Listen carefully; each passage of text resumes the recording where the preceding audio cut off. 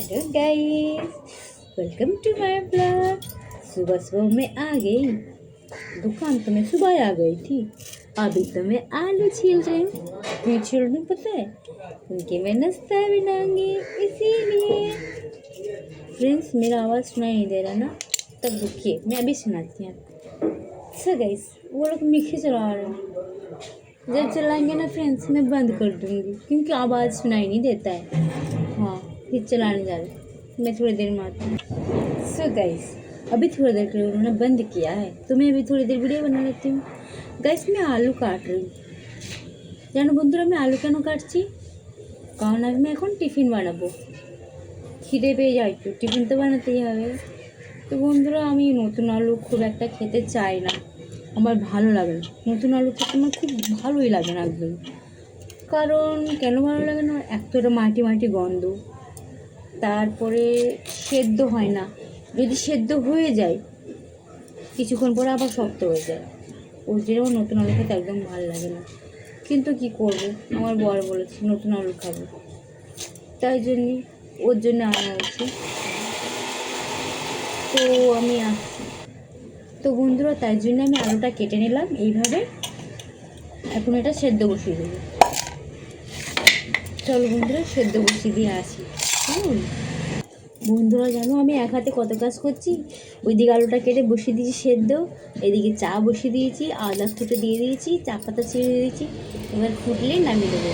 ততক্ষণ আমি আটাটা বের করে নিই, আটাটা মাখবো তো, রুটি বানাবো। চলো বন্ধুরা। দেখো বন্ধুরা, একটা কথা বলি, আমার বাইরে সেরকম কোনো বন্ধু নেই। আমার বাড়ির কোনো বন্ধু নেই, বুঝেছো তো? আমার যা আছে তোমরাই আছো। ওহো, সরি বন্ধুরা, ঠিকমতো রাখতে পারছি না ক্যামেরাটা। তো যেটা বলছি, আমার কোনো বন্ধু নেই বাইরে, যা আছো তোমরা। কারণ বন্ধুরা, তোমার যদি ভালো লাগে তা ভালোটা বলবে, খারাপ লাগলে খারাপটা বলবে।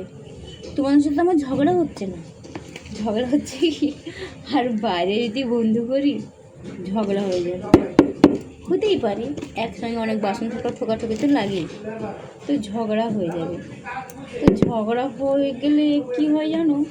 যদি আমি ওকে কোনো গোপনে কথা বললাম, যখন ঝগড়া হবে সে কথাটা একদম জোরে জোরে চিল্লি বলবে, হ্যাঁ তুই এই, তুই ওই, তুই এই, তখন খুব খারাপ লাগে। কি তোকে বন্ধু বলে বললাম, আজকে ঝগড়া হয়েছে বলে তুই কথাটা তুলে দিবি, কতটা খারাপ লাগে। বন্ধুরা, আমি চাটা নিয়ে আসছি। এই দেখো বন্ধুরা, চা নিয়ে এসেছি। এই যে ফ্ল্যাক্স, তো তুমি জানোই, এই যে এতে লাল চাটা মানে ফ্ল্যাক্সে রাখবো, না রাখলে তো বন্ধুরা জানো ঠান্ডা হয়ে যায়। কতবার গরম করবো বলো? আর চা তো প্রথম কথা একবারই বানাতে হয়, আর একবারই ওটা গরম করে, মানে যতক্ষণ গরম থাকবে ততক্ষণ খেয়ে নিতে হয়। কারণ আবার যদি গরম করি ওটা বিষ হয়ে যায়। কিন্তু চায়ের দোকানে কি এটা চলে? আগে তো সবাই একটু একটু করেই চা বানিয়ে দিত, কিন্তু আগে তো মাটির উনুন ছিল বলে একটু একটু করে বানাতো। এখন তো গ্যাস, আর গ্যাসের অনেক দাম, একটু একটু করে বানানো যায় না। তার জন্য এখন সরকার এই ফ্ল্যাক্সটা বের করেছে, যে ফ্ল্যাক্সে চা বানিয়ে রাখবে আর লোকদের দেবে।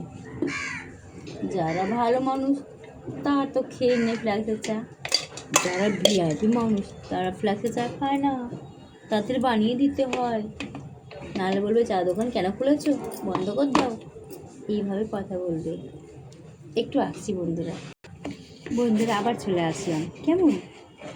তো যেটা বলছিলাম, যদি বাইরে বন্ধুত্ব করি, ঝগড়া হলেও এই উল্টাপাল্টা সব বলবে, তখন খুবই খারাপ লাগে। আর তোমাদের সাথে কথা বলে তোমরা তো বাইরে কোথাও বলবে না। যদি খারাপ হয় তো তোমরা তোমার ফোনেই মেসেজ করবে, ফোনেই কমেন্ট করবে, তার পাঁচজন শুনছে না, শুধু আমি একা শুনবো। ততটা খারাপ লাগে না, তাই না?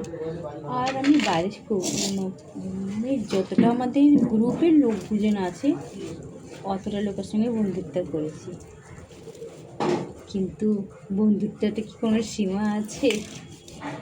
হ্যাঁ, জানো বন্ধুরা, কালকে আমার একটা বান্ধবী ওদের ঘরে অনেক আটা এনেছিল, তা আমাকে কিছুটা দিয়ে পাঠিয়েছে কি তুই নিয়ে যা। থাকলে নষ্ট হবে। এই যে আটা এর মধ্যে ভরছি, এটা কি জানি না বাবা, আটাটা তো কি, এটা কি?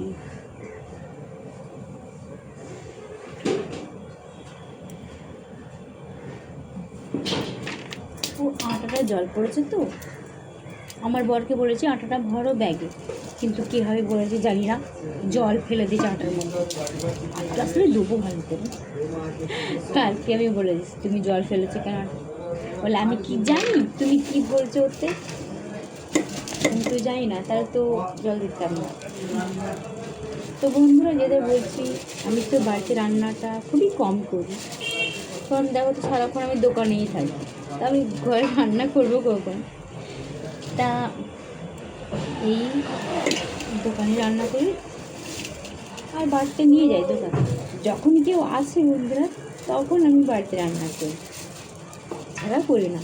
আর যদি বা কোনোদিন থাকলাম, এই যেমন কালকে ছিলাম, তো একটু ভাত ডাল সেদ্ধ করলাম, হয়ে গেল। এবার এখানে আটাটা মাখবো, বেশ অনেকটা আটা দিয়েছে, মনে হয় 1 কিলোর বেশি হবে আটা, জানো? ওটা খুব ভালো, জানো, খুব ভালো। কেউ খারাপ বলে, কিন্তু খুব ভালো, আমার অনেক হেল্প করে। হ্যাঁ, আমার কিছু এতে অসুবিধা হয়, আমাকে ডাল চাল সবজি সব দিয়ে যায়, খুব ভালো মেয়েটা, জানো, ওর কপালে অনেক সুখ দেয় ঠাকুর, অনেক অনেক, যতটা ওর প্রাপ্ত তার থেকে যেন বেশি দেয়, আমি এটাই প্রার্থনা করবো ঠাকুরের কাছে।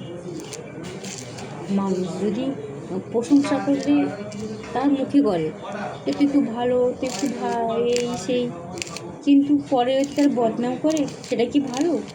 তার পেছনে বদনাম করে, তার পেছনে ভালো বলতো এবং মুখেই বদনাম করে, সেই মানুষ বুঝতে পারবে সে কেমন। না ভাই, আমি সামনে বদনাম করি, হ্যাঁ, আমার একটা খুব খারাপ অভ্যেস, কিন্তু আমি যেটা বলি সবার সামনে বলে দিই, তাতে খারাপ লাগলো আমার কি।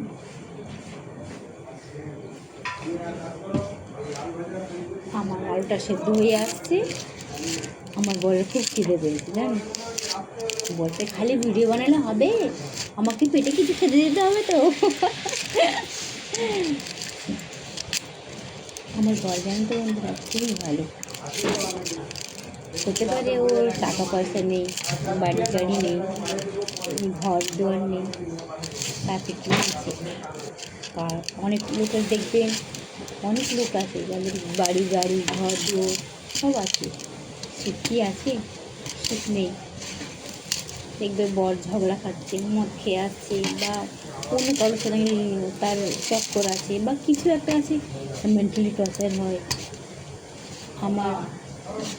আমার টাকাও নেই, পয়সাও নেই, আর হলো সেটা দুঃখ কষ্টও নেই। যদি দুঃখ কষ্ট হয় সেটা শুধু আমার জন্য হয়, আমি ঝগড়া করি আমার বরের জন্য, আমি খুবই বাজে, সত্যি আমি খুব বাজে। তো বন্ধুরা, আমার আটাটা মাখা হয়ে গেছে, এখন যদি আবার এসে দেখে আমি ভিডিও বানাচ্ছি, বলবে আমাকে খেতে দাও। বন্ধুরা আবার দেখা হবে, বাই বাই।